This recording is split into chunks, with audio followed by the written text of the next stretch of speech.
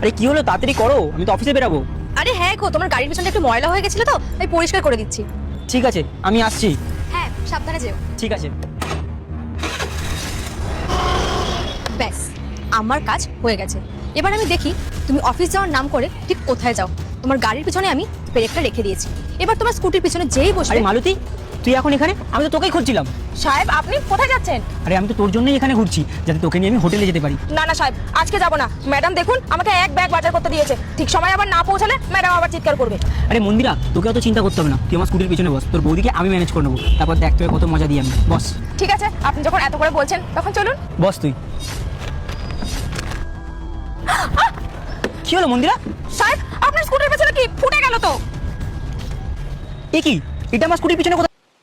মাকে ভালোবাসলে সাবস্ক্রাইব করুন আর বাবাকে ভালোবাসলে লাইক করুন।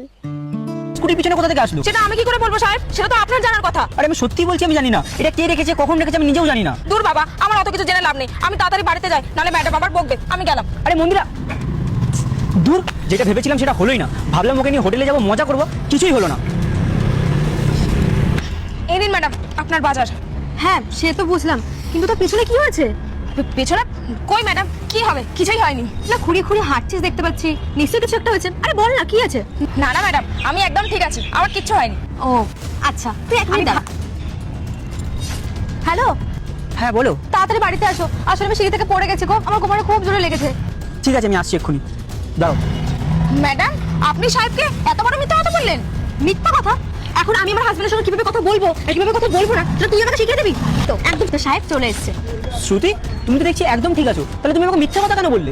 মিথ্যা কথা আমি বলেছি না তোমরা দুজন মিলে আমাকে মিথ্যা কথা বলেছো? মানে কি বলতে চাইছো তুমি? মানে এটাই যে মালতীর পিছনে কি করে লাগলো।